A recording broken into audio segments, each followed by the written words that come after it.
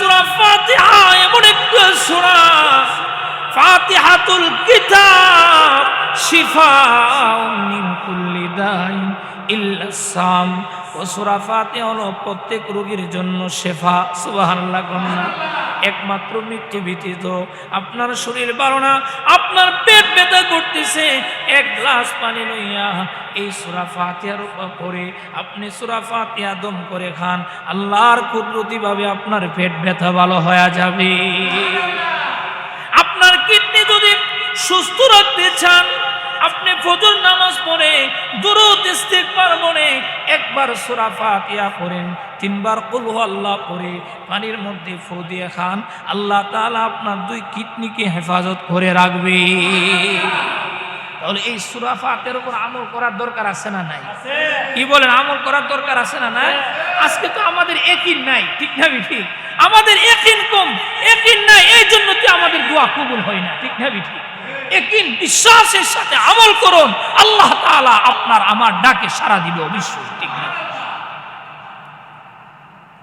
তাহলে যা বলতেছিলাম, জাহান্নাম এমন একটা জগৎ, যে জগতের মধ্যে কোনো শান্তি নাই, শুধু অশান্তি আর অশান্তি।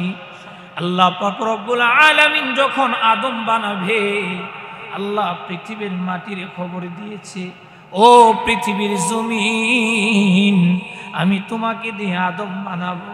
সুবহানাল্লাহ। ও পৃথিবীর জমিন, আমি তোমাকে দিয়ে আদম বানাবো, মান্য যদি করে চলো তাহলে জান্নাত দিব, অমান্য যদি করে চলো জাহান্নাম দিব। সঙ্গে সঙ্গে পৃথিবীর জমিন কান্না আরম্ভ করে দিয়েছে। কাঁদতে কাঁদতে কিতাবের মধ্যে লেখে, পৃথিবীর জমিনে ভূপৃষ্ঠের মধ্যে নদী নালা খাল বিল হয়ে গেছে, সমুদ্র হয়ে গেছে। এই যে নদী নালা খাল বিল দেখেন, এইগুলি হলো জাহান্নামের বয়ে কান্না। আজকে আমি আপনি জাহান্নামের কোনো চিন্তা নাই, এমন ভাবে চলতেছি জাহান্নাম নিয়ে কোনো মুরাকাবা করি না। ওলি আফজল গাউস কুতুবরা এই জাহান্নাম নিয়ে মুরাকাবা করতে করতে রাতের পর রাত, দিনের পর দিন কাটায় গেছে, ঠিক না ঠিক? এই জমিন একদিন আমার আপনার বিরুদ্ধে সাক্ষী দিবে, ঠিক নি কথা? হযরত জিবরাইল আমিন জমিনের মধ্যে নেমে গেলেন, অবতীর্ণ হয়ে গেলেন। জমিনকে ডেকে রেখে বলে, রে জমিন, আমার আল্লাহ তোমাকে দিয়ে আদম বানাবে, তুমি যদি মান্য করে চলো আল্লাহ তাআলা জান্নাত দান করবে, আর অমান্য যদি করো শাস্তি রয়েছে। জমিন বলে, ও ভাই জিবরাইল, আমি যাইতে চাই না, কারণ আমাকে দিয়ে যদি আদম বানানো হয়, আদম যদি অমান্য করে চলে আল্লাহর বিধান, তাহলে আগুনে জ্বলবে, আমারও তো আগুনে জ্বলতে হবে। আম্মা বাদু ফাউযু বিল্লাহি মিনাশ শাইতানির রাজীম। বিসমিল্লাহির রাহমানির রাহিম।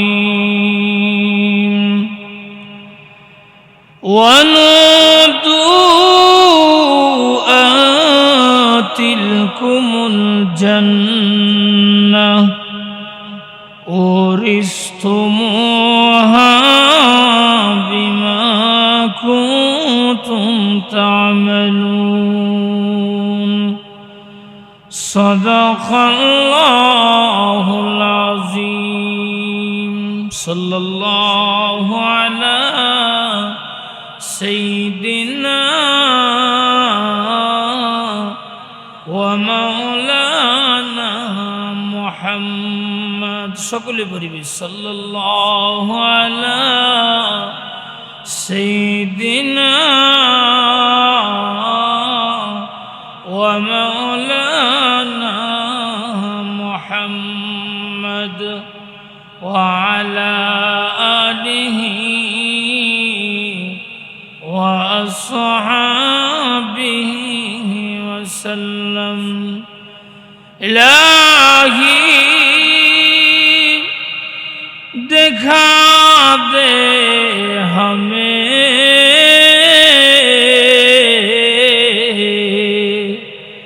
দিয়ারে মদিনা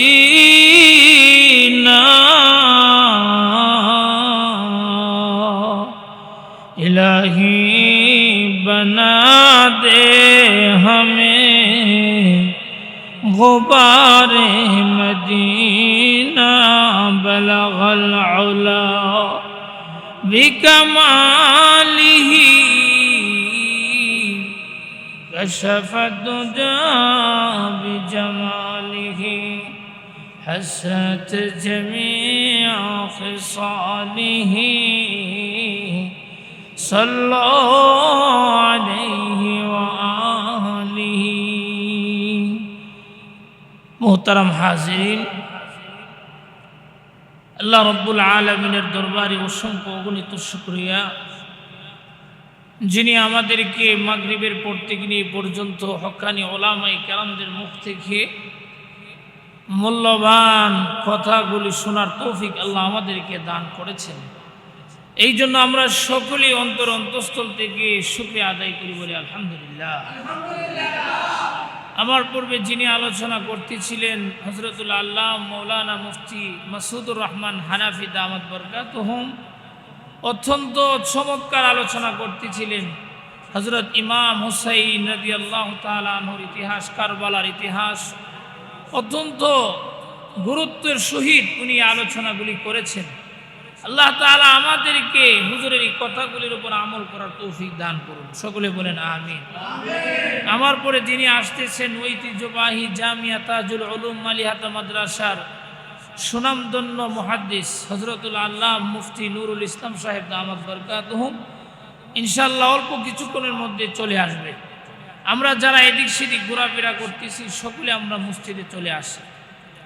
আসলে আমাদের এই মুহররম মাস অত্যন্ত গুরুত্বপূর্ণ একটা মাস, ঠিক কি না? রমজানের রোজা ফরজ হওয়ার আগে মানুষ রমজানের রোজা এই মুহররম মাসে রোজা রাখত, আর রমজানের রোজা ফরজ হওয়ার পরে এটা নফল হয়ে গেছে, ঠিক কি না? রাখলে সওয়াব, না রাখলে কোনো কি নাই, গুনাহ নাই।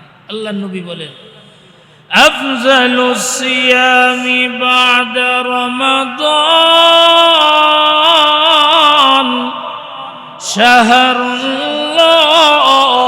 শাহরুল্লাহিল মুহররম।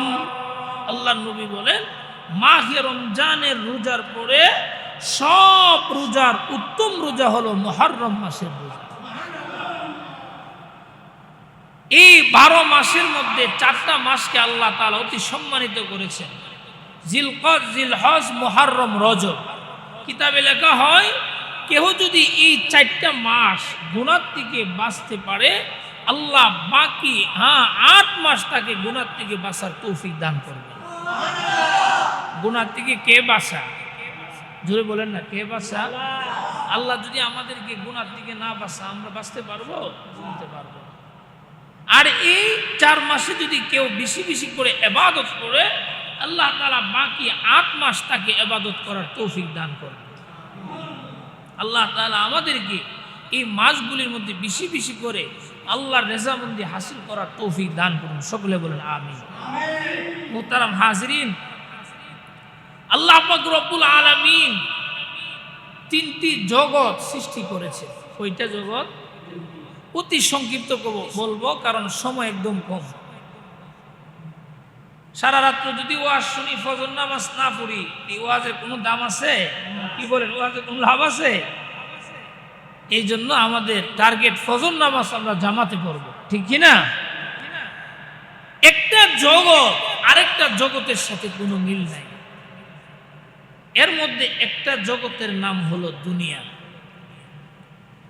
দুনিয়া এটা এমন একটা জগৎ, যেই জগতের মধ্যে মানুষ শান্তির তুলনায় অশান্তিতে মানুষের সময় যা বেশি, ঠিক নি কথাটা? যে যত বড় টাকাওয়ালা হোক, যে যত বড় পয়সাওয়ালা হোক, যে যত বড় সম্পদশালীওয়ালা হোক, কেউ এই কথা বলতে পারবে না যে আমি পুরাটা মাস শান্তিতে কাটাইছি। কেউ কি কথা বলতে পারবো যে আমি পুরাটা মাস শান্তিতে কাটাইছি? একদিন শান্তি হলে পরের দিন অশান্তি, ঠিক না বিটি? 1 মাস শান্তি হলে পরের মাস অশান্তি, হ্যাঁ, 2 দিন শান্তি হলে 3 দিন অশান্তি। এমনও ফ্যামিলি আছে সারা দিন আনন্দের কাটাইছে, রাত্রেবেলা খবর আইছে বাপে অ্যাক্সিডেন্ট করে দুনিয়া বিদায় হয়ে গেছে। আরে ভাই, এমন ফ্যামিলি আছে না নাই? সারা দিন আনন্দ করছে কিন্তু রাত্রের বেলা কান্না আরম্ভ করছে। তাহলে মানুষ এই দুনিয়ার মধ্যে শান্তির তুলনায় অশান্তিতে মানুষের সময় যা বেশি, ঠিক না বেশি?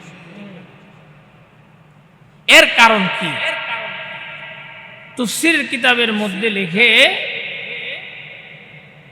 যে আল্লাহ পাক রব্বুল আলামিন হযরতে আদম আলাইহিস সালাতু ওয়াস সালামের বডিটাকে আল্লাহ যখন বানাইছে, ওই বডিটা মক্কা এবং তয়েফের মধ্যখানে একটা জায়গার মধ্যে আল্লাহ তাআলা রাখছে। সুবহানাল্লাহ পড়ুন। আমার মক্কা এবং তয়েফের মধ্যখানে যখন এই বডিটা রাখলেন, আল্লাহ পাক রব্বুল আলামিনের নির্দেশে এই বডির মধ্যে একাধারে 39 বছর পর্যন্ত দুঃখ কষ্ট পেরেশানির বৃষ্টি হয়েছে। একদিন নয়, 2 দিন নয়, একাধারে 39 বছর পর্যন্ত এই বুড়ির মধ্যে দুঃখ কষ্ট পেরেশানির বৃষ্টি হয়েছে। 39 বছর যখন অতিবাহিত হয়েছে, মাত্র 1 বছর এই বুড়ির মধ্যে আনন্দের বৃষ্টি হয়েছে। তাহলে দুঃখ কষ্টের বৃষ্টি বেশি না কম? জোরে বলেন, বেশি না কম?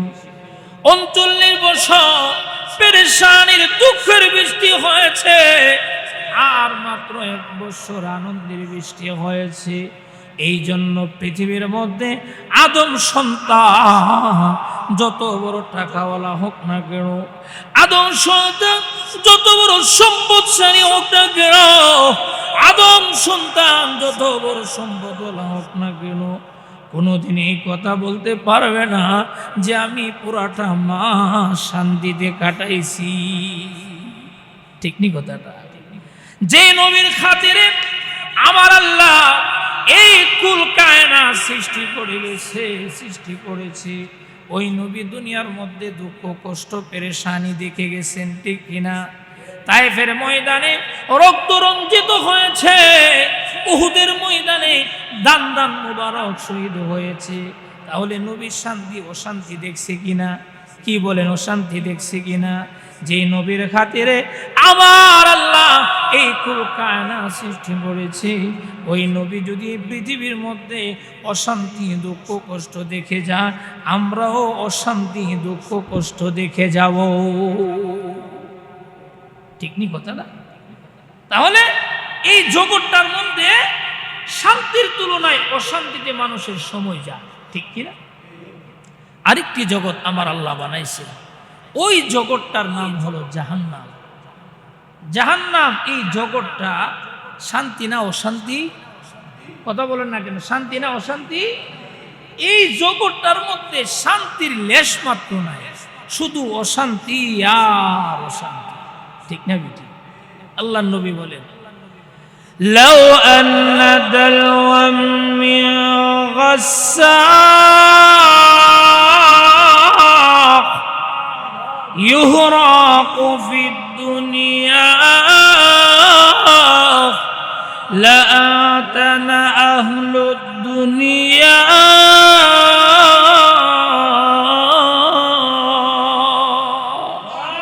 নবী বলেন, জাহান্নামের মধ্যে যে জাহান্নামীদেরকে পড়বে, তাদের রক্ত যদি দুনিয়ার মধ্যে এক বালতি ছেড়ে দেওয়া হয়, ওই রক্ত পুজের দুর্গন্ধে সারা পৃথিবী ধ্বংস হয়ে যায়। নাউজুবিল্লাহ কন্যা। তাহলে এই জগৎটার মধ্যে কোনো শান্তি আছে?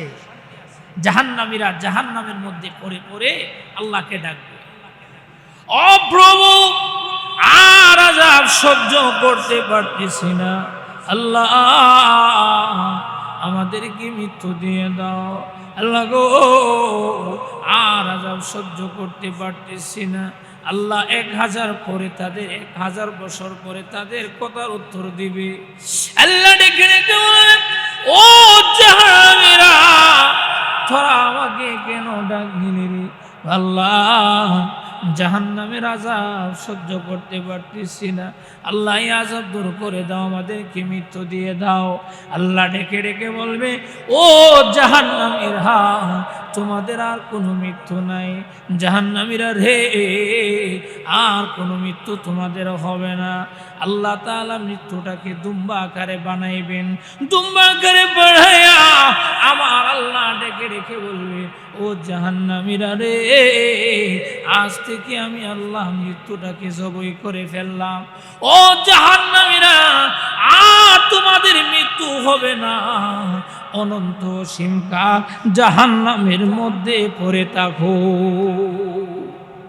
আল্লাহ জান্নাতীদেরকে ডেকে ডেকে বলবেন, ও জান্নাতীরা, চিন্তার কোনো কারণ নাই, তোমাদের আর কোনো মৃত্যু হবে না। আমি আল্লাহ মৃত্যুটাকে দুম্বা আকারে বানাইয়া জবে করে ফেললাম। তাহলে মৃত্যু একবার হবে, ঠিক কিনা? একবার মৃত্যু হওয়ার পরে আর কোনো মৃত্যু নাই।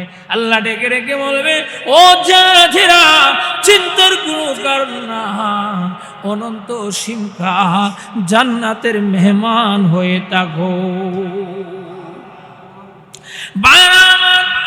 এই জগৎটাকে আমার আল্লাহ এমন ভাবে সৃষ্টি করেছেন, এমন ভাবে বানিয়েছেন, এই জগতের মধ্যে কোনো শান্তি নাই। এই জগতের মধ্যে শুধু অশান্তি আর অশান্তি। হযরত জিবরাইল আমিন আল্লাহর নবীর দরবারে এসে বলেন, ইয়া রাসূলুল্লাহ, ইয়া হাবিবাল্লাহ, ও নবীজি, আল্লাহ তাআলা যখন জাহান্নাম তৈরি করেছে, এই জাহান্নাম দেখে আমি চিন্তিত হয়ে পড়েছি। না জানি আপনার উম্মত পাইখারি ভাবে জাহান্নামে চলে যা। আল্লাহর নবী গো, আমি চিন্তিত ছিলাম, কিন্তু এখন আর আমি চিন্তিত না, কারণ আল্লাহ তাআলা আপনার উপরে এমন এক সূরা নাজিল করেছে, আপনার উম্মত যদি এই সূরার উপর আমল করতে পারে, আল্লাহ তাআলা আপনার উম্মতকে জান্নাতের মালিক বানায়া দিবে। সুবহানাল্লাহ, জোরে গো। আল্লাহর নবী বিশ্ব নবী রাহমাতুল লিল আলামিন ডেকে বলে, ও জিবরাইল, আমি জানতে চাই এটা এমন কোন সূরা যে সূরা আল্লাহ তাআলা আমার উপর নাজিল করেছে। ও জিবরাইল, আমি জানতে চাই সূরা কি, যে সূরা আমার উম্মত যদি আমল করে আল্লাহ তাআলা জান্নাতের মালিক বানায় দেবে। জিবরাইল ডেকে ডেকে বলেন, ইয়া রাসূলুল্লাহ, ইয়া হাবিবাল্লাহ, ও নবীজি, আল্লাহ তাআলা আপনার উপর সূরা ফাতিহা নাজিল করেছে। ইয়া রাসূলুল্লাহ, ইয়া হাবিবাল্লাহ, সূরা ফাতিহার আয়াতুল 7টা, জাহান্নামও 7টা, ঠিক কিনা? ও নবীজি, আপনার উম্মত যদি সূরা ফাতিহার উপর আমল করতে পারে, আল্লাহ তাআলা আপনার উম্মতকে জাহান্নামে দিবে না, আপনার উম্মতকে জান্নাতের মালিক বানায়া দিবে। এই সূরা ফাতিহার উপর আমল করতে হলে আমাদেরকে নামাজ লাগবে। নামাজ ছাড়া এই সূরা ফাতিহার উপর আমল করা যাবে না, ঠিক কিনা? কেউ যদি একবার সূরা ফাতিহা পড়ে, আল্লাহ তাআলা তার আমল নামার মধ্যে এক খতম কোরআন শরীফের সওয়াব দান করবে। আলহামদুলিল্লাহি রাব্বিল আলামিন, আর রহমানির রহিম, মালিকি ইয়াউমিদ্দিন।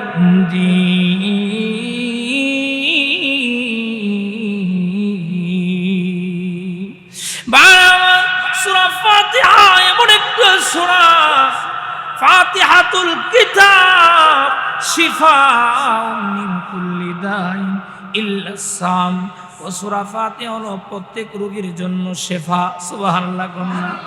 একমাত্র মৃত্যু ব্যতীত আপনার শরীর ভালো না, আপনার পেট ব্যথা করতেছে, এক গ্লাস পানি লইয়া এই সূরা ফাতিহার উপর পড়ে আপনি সূরা ফাতিহা দম করে খান, আল্লাহর কুদরতি ভাবে আপনার পেট ব্যথা ভালো হয়ে যাবে।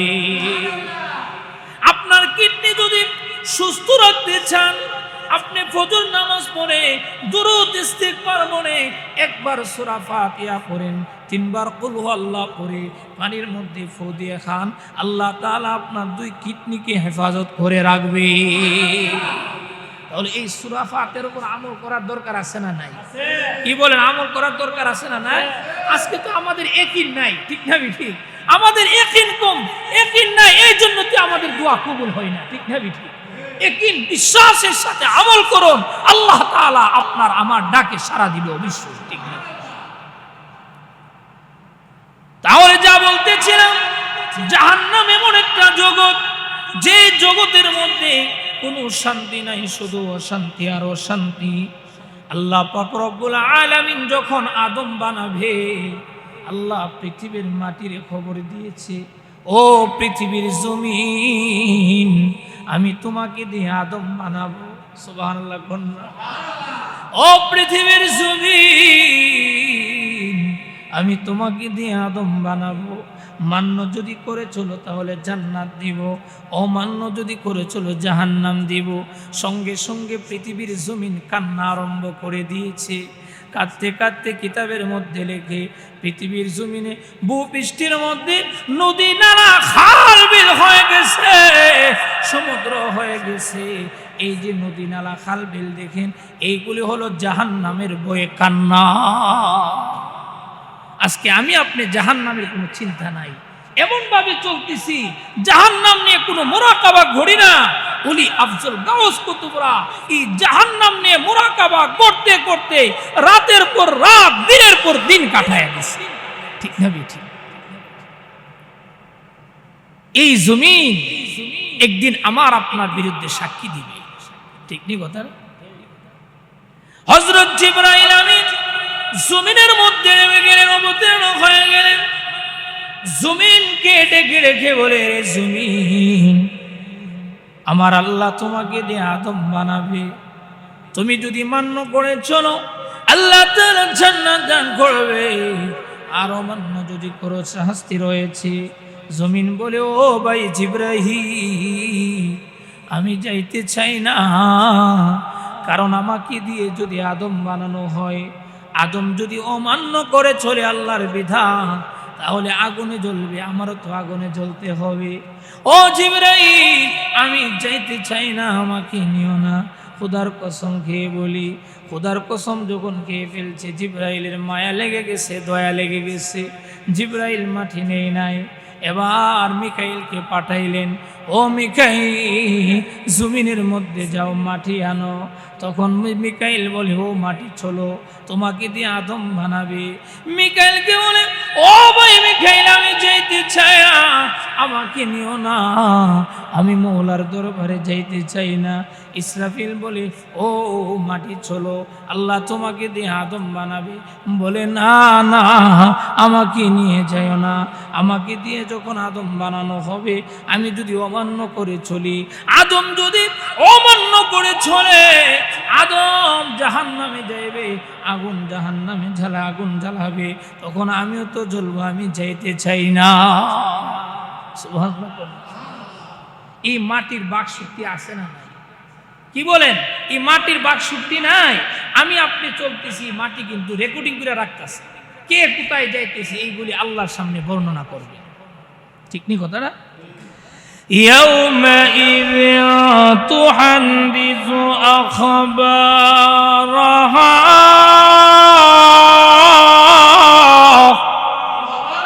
بأن ربك أوحى لها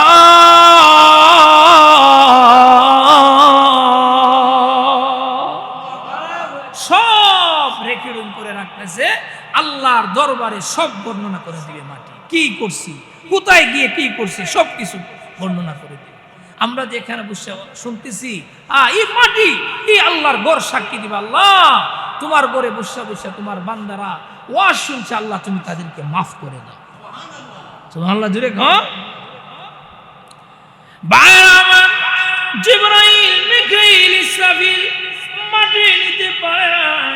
আল্লাহ তাআলা এবার আজরাইলকে পাঠালেন, ও আজরাইল, মাটি নিয়ে আসো। আজরাইল যখন জমিনের মধ্যে আসলেন তখন মাটি কান্না আরম্ভ করে দিয়েছে।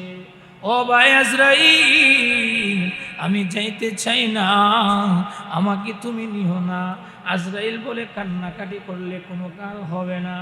ও মাটি, তুমি হলে মাখলুক, আমার আল্লাহ হলো খালেক। আমার আল্লাহর অর্ডার বড়, আমি আমার মৌলার অর্ডার মানতে চাই। যত কান্নাকাটি করো কোনো কাজে আসবে না। তখন আজরাইল মাটি নিয়ে আল্লাহর দরবারে হাজির হয়ে গেলেন। আল্লাহ ডেকে ডেকে বলেন, ও আজরাইল, মাটি আনার জন্য জিবরাইলকে পাঠাইলাম, ইসরাফিলকে পাঠাইলাম, মিকাইলকে পাঠাইলাম, কেউ মাটি আনতে পারে নাই। তুমি কিভাবে আল্লাহ জানতে চায়? আল্লাহ জানা সত্ত্বেও জিজ্ঞাসা করে। আজরাইল বলে, প্রভু, মাটি অনেক কান্নাকাটি করেছে। আল্লাহ, আমি বলেছি তুমি হলে খালেক আর মাটি হলে মাখলুক, আমার মওলার অর্ডার আমি মানতে চাই। সুবহানাল্লাহ। আল্লাহ ডেকে ডেকে বলে, রে আজরাইল, এই মাটি দ্বারা আমি আদম বানাবো, আদম বানায় এটার ভিতরে আমি রূহ দান করব, আর এই রূহ কবজ করার দায়িত্ব আমি আল্লাহ তোমারে দান করব।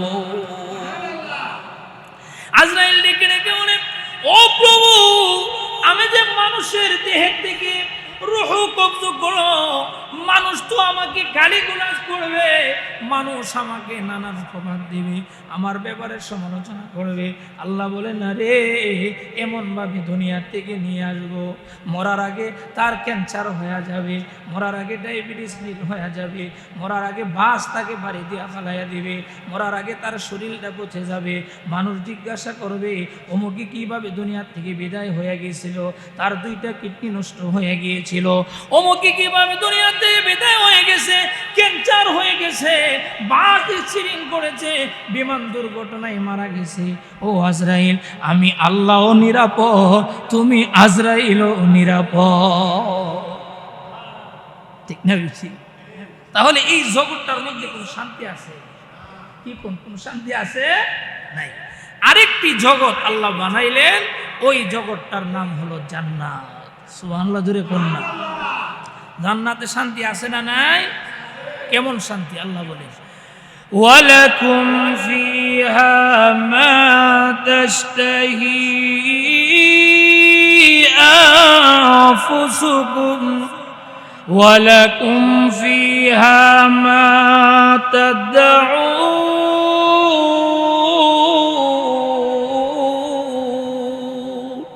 তো জান্নাত এমন শান্তি, মনে যা চাইবে আমার আল্লাহ জান্নাতে তা দান করবে। এক পক্ষের জান্নাতীরা দেখে রেখে বলবে, ও প্রভু, দুনিয়ার মধ্যে থাকতে এমন সময় ছিলাম, আল্লাহ, মার্কেট করার ক্ষমতা আমাদের ছিল না। আল্লাহ ডেকে ডেকে বলবে, জান্নাতীরা রে, চিন্তার কোনো কারণ নাই, আমি আল্লাহ তোমাদের জন্য মার্কেটের ব্যবস্থা করে রেখেছি। জান্নাতের মার্কেটে যখন যাবে, অসংখ্য গণিত নিয়ামত যখন দেখবে, তখন তারা বলবে, আল্লাহ, আমরা এই বিগুলি কিভাবে নিব? আমাদের তো টাকা পয়সা কোনো কিছু নাই। আল্লাহ বলবে, আজকের দিনে টাকা পয়সার কোনো প্রয়োজন নাই, যে জিনিসটা তোমার ভালো লাগবে তুমি হাত দিয়ে কথা বলো, এই মালের মালিক আমি বলতে দেরি হবে, আমি আল্লাহ মালিক বানাইতে দেরি করতাম না।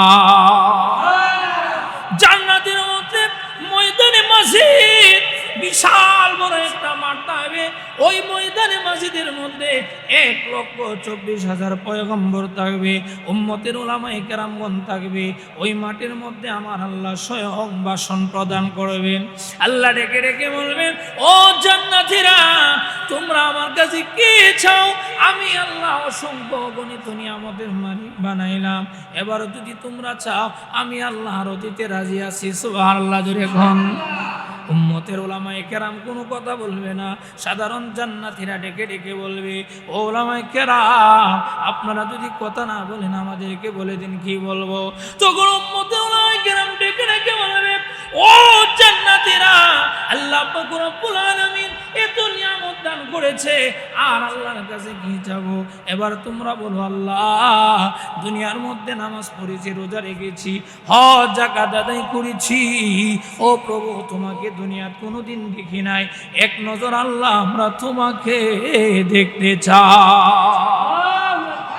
আল্লাহ ডেকে ডেকে বলবেন, ও জান্নাতীরা, চিন্তার কোনো কারণ না, আমি আল্লাহকে তোমরা দেখতে পারবা। ও জান্নাতীরা, আমি আল্লাহকে তোমরা দেখতে পারবা। পূর্ণিমার চন্দ্রকে দেখতে যেমন কোনো কষ্ট হয় না, জান্নাতের মধ্যে আমার আল্লাহকে দেখতে কোনো কষ্ট হবে না। সকলে আপন জায়গার মধ্যে বসে বসে আমার আল্লাহর দিদার নসিব করবে। জান্নাতের মধ্যে আমার আল্লাহ যত নিয়ামত দান করবে, সবচেয়ে বড় নিয়ামত হলো মৌলার দিদার, ঠিক না বিধি? সাধারণ জান্নাতীরা বলবে, আল্লাহ দুনিয়ার মধ্যে থাকতে নামাজ পড়েছি, রোজা রেখেছি, হজ যাকাত আদায় করেছি, আল্লাহ কোনোদিন তোমাকে দেখি নাই। ও আল্লাহ, আর নিয়ামতের দরকার নাই, আমরা এক নজর তোমাকে দেখতে চাই। সুবহানাল্লাহ। জান্নাতীরা ময়দানে মাজিদ থেকে মওলার দিদার নসিব হয়ে যার যার বাড়িতে চলে যাবে। তখন তাদের স্ত্রীরা ডেকে ডেকে বলবে, ও আমাদের স্বামীরা, তোমাদের চেহারা এত সুন্দর কেন হয়ে গেল? তখন তারা বলবে, আজকে আমরা প্রাণ ভরে ময়দানে মাঝেতে আমাদের মওলাকে দেখেছি। ভাইরা আমার, এই জন্য পরকালে দুইটা পথ, একটা পথের নাম জান্নাত আর একটা পথের নাম জাহান্নাম, ঠিক না বিধি? দুনিয়ার হায়াতে জিন্দেগির মধ্যে যদি আল্লাহর হুকুম রাসূলের তরিকায় সুন্দরভাবে আমরা জীবন চলতে পারি, তাহলে আমাদের ঠিকানা হবে জান্নাত। আর যদি দুনিয়ার মধ্যে মন গড়া চলি, আমাদের ঠিকানা হবে জাহান্নাম। এই জন্য মুহতারাম হাজিরিন, আসুন আমরা যেন আল্লাহর দেওয়া 5 ওয়াক্ত নামাজ জামাতের সাথে আদায় করতে পারি। আল্লাহ আমাদের প্রত্যেকেরই সেই তৌফিক দান করুন, সকলে বলেন আমিন। এবং আমরা যেন আল্লাহর দেওয়া জান্নাতে একসাথে মিলেমিশে থাকতে পারি, আল্লাহ আমাদের প্রত্যেকেরই সেই তৌফিক দান করুন, সকলে বলেন আমিন। মুহতারাম হাজিরিন, এখন তিনি আমাদের সামনে মূল্যবান তাকরীর পেশ করবেন ঐতিহ্যবাহী জামিয়া তাজুল উলুম মালিহাতা মাদ্রাসার সুনামধন্য মুহাদ্দিস, অত্যন্ত গুরুত্বপূর্ণ আলোচনা করেন অনেক উঁচু মাপের আলেম হযরতুল আল্লাম মাওলানা মুফতি নুরুল ইসলাম সাহেব দামাত বরকাতুহুম। হুজুর আপনাদের সামনে মূল্যবান আলোচনা করবেন ইনশাআল্লাহ।